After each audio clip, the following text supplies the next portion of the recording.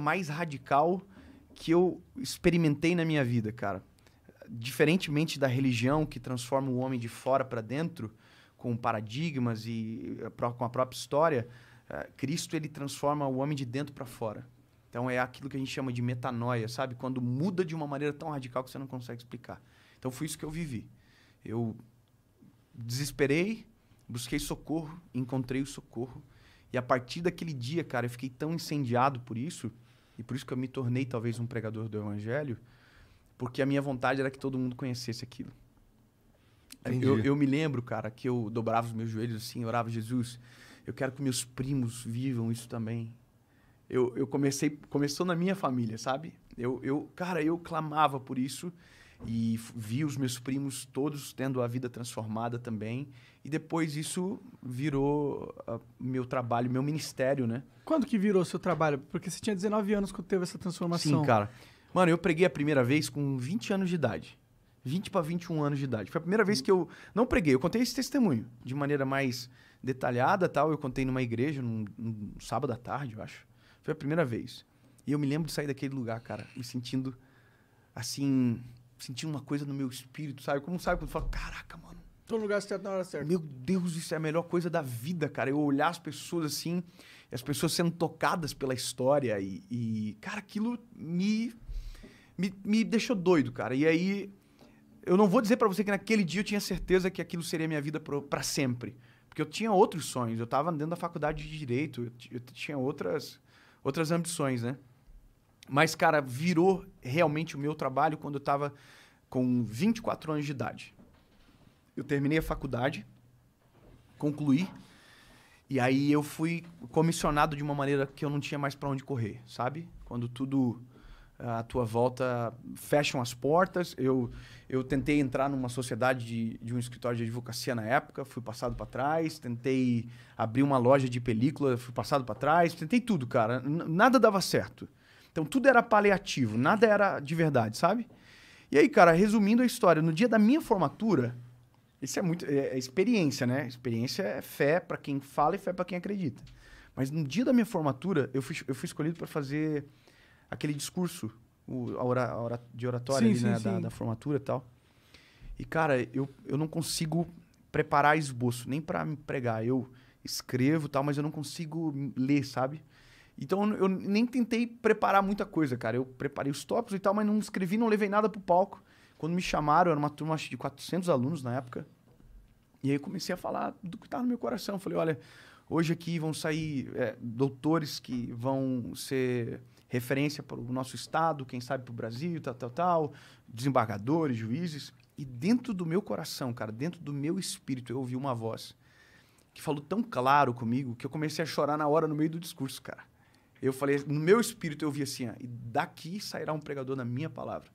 Mano, eu comecei a chorar e as pessoas que estavam... Pensaram que eu estava muito emocionado com o discurso, mas no fim eu desconectei completamente, cara. E aí, aquilo foi tão agudo dentro de mim, cara, que quando eu saí, acho que eu falei para os meus pais isso e para minha esposa. E a partir dali a vida mudou, cara. Foi guinando, foi, sabe, transformando. E aí eu efetivamente comecei a viver isso que eu faço agora. De maneira, obviamente, bem pequena. Como que começou?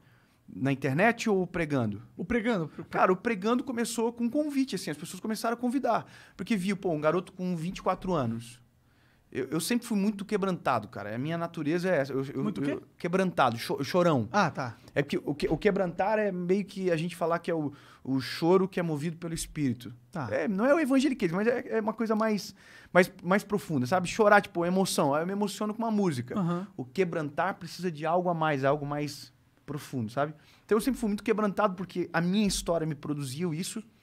Então, cara, eu pregava, eu sempre fui muito chorão, então pregava chorando e tinha muita verdade sempre. E aquilo começou dentro da minha própria cidade. Eu sou de Joinville, é uma cidade de 600 mil habitantes. Começou a irradiar na minha própria cidade. Então, uma igreja me chamava, depois outra. E aí começou, cara. De repente, eu comecei a descobrir que tinha agenda, por exemplo. Que eu tinha que ter programação, senão eu tinha, às vezes, 2 lugares para ir no mesmo dia. Então, foi assim. Foi tinha uma demanda aos legal, pouquinhos, então. mas dentro da minha cidade. Foi irradiando para o estado. Depois para o Brasil, sem a internet ainda.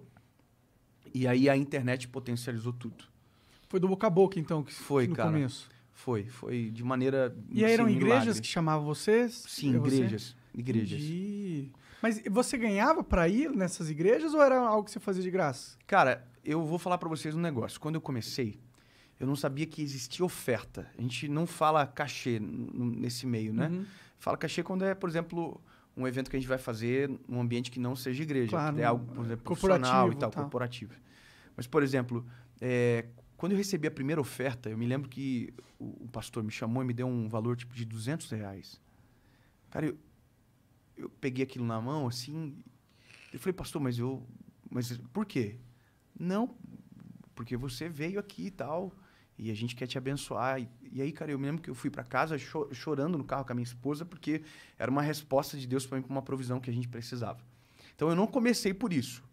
Mas depois, quando a gente começou a viajar, aí a gente começou a receber ofertas, porque tem todos os custos, tal, as passagens aéreas, e aquilo virou a nossa vida, virou o nosso trabalho. Quem decide a oferta? É a igreja? Ou como que é? Como que funciona Cara, isso? hoje, então eu vou falar de hoje para ficar mais claro. Claro. Hoje eu não falo mais de oferta faz muito tempo. Entendi. Então hoje quando eu vou na igreja, e eu vou explicar por quê. Porque eu sou um evangelista. Então hoje eu quase não faço conferências de igreja. O meu trabalho, cara, é falar para pessoas que não ouviram ainda sobre Jesus. Ou que ainda não se conectaram de verdade. Então, para mim, ir à igreja para ministrar é muito mais o meu ambiente de adoração com o Senhor e servir a igreja, que é o meu propósito também, do que qualquer outra coisa. Então, hoje, quando eu vou à igreja, eu não falo valor nenhum. Eu vou para abençoar a minha igreja, a igreja que eu sirvo, e também pelo próprio relacionamento que a gente tem com pastores. Mas, normalmente, quem determina isso, cara, agora, olhando para o que existe hoje, normalmente é o pregador. Entendeu? Ou o ministro de louvor e tal, ele sabe mais ou menos qual que é a